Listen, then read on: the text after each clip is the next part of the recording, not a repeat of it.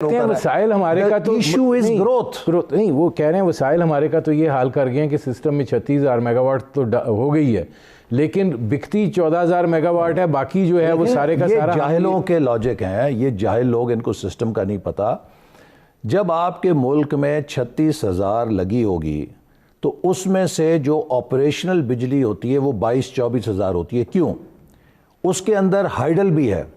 Hydel جو ہے وہ سارا سال نہیں چلتی، وہ انسٹالڈ کیپیسٹی تو ہے، لیکن وہ صرف آپ کو گرمیوں میں بجلی پیدا کرتی ہے کہ جب اس کی پانی دستیاب ہوتا ہے آپ کے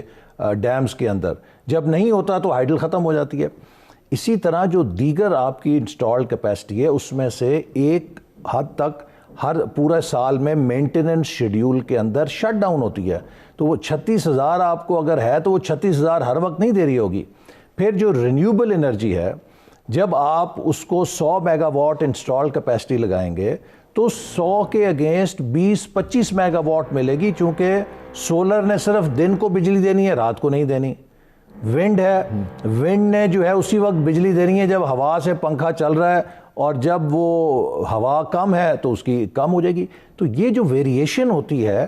اس سے آپ کی انسٹالڈ کیپیسٹی 100% نہیں آپ کو دے رہی ہوتی۔ ہم نے جو بجلی لگائی تھی وہ 6% گروتھ کے اوپر لگائی تھی معیشت کے، چونکہ ہم اسے 5.25 پہ پہنچ گئے تھے، اور ورلڈ بینک کہہ رہا تھا کہ اگر یہ مومنٹم قائم رہا تو اگلے 2 سال بھی 6% پہ اکانومی گرو کرے گی۔ تو جب آپ 6% پروجیکشن پہ بجلی انسٹال کریں اور آپ کی معیشت کو کریش کر کے نیگیٹو گروتھ میں دھکیل دیا جائے تو وہ سرپلس تو ہو جائے گا نا، کہ جو آپ نے 6% کے اوپر پروجیکشن کی تھی آپ ایک دم نیچے آ گئے ہیں، تو اب یہ جو فرق ہے یہ آپ کو سرپلس نظر آئے گا۔ ہمارے بات چاہنے یا نہ چاہنے کی نہیں ہے، خود حکومت کے حلیف کاف لیگ کے سربراہ چودھری شجاعت صاحب یہ فرما چکے ہیں کہ اگر یہ نظام ایسے ہی چلتا رہا تو 1.5 کے بعد پاکستان کا کوئی وزیر اعظم بننے کے لیے تیار نہیں ہوگا۔ یہ معاملات اس تیزی سے بگڑ رہے ہیں، اس تیزی سے خراب ہو رہے ہیں، اور ہمیں چونکہ ان سے ملک چل نہیں رہا، یہ اتنی زیادہ بوروئنگ کر رہے ہیں کہ پاکستان کو ایک ڈیٹ ٹریپ میں انہوں نے دھنسا دیا ہے۔ اور یقین کیجئے مجھے یہ شبہ ہے کہ جو پاکستان دشمن لابیز ہیں وہ چاہتی ہیں کہ ہم اس ڈیٹ ٹریپ کے اندر پھنسیں، اور پھر ہمیں اس سے بیل آؤٹ پیکج دیا جائے گا ہمارے اسٹریٹجک ایسٹس کے اوپر معاہدہ کر کے کہ آپ اپنا نیوکلیر پروگرام فریز کریں،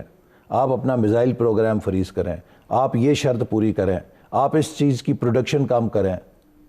کیا ہم ادھر جانا چاہتے ہیں؟ ہمیں تو ایک دھکیلا جا رہا ہے بند گلی کے اندر، اور وہ بند گلی میں اس لیے دھکیلا جا رہا ہے کہ وہاں سے نکلنے کے لیے جو شرائط نامہ ہوگا وہ ہماری قومی آزادی، قومی غیرت اور جو قومی مفادات ہیں ان پر سودے بازی کے نتیجے میں نکلے گا۔ تو ہم نہیں چاہتے کہ ملک کو اس بند گلی میں اتنا آگے دھکیل دیا جائے کہ جہاں سے نکلنا ناممکن ہو جائے۔ آپ شاید لندن گئے ویسے نا، اس لیے نہیں دیکھ سکے، لیکن اگر آپ کو میں دعوت دیتا ہوں کہ ہمارے جلسوں میں آئیں، ہمارے ریلیز میں آئیں، وہاں پہ لوگوں کی جو شمولیت ہے، چونکہ دیکھیے اس ملک میں سینسرشپ ہے، بدقسمتی ہے کہ یہ میڈیا آزاد نہیں ہے،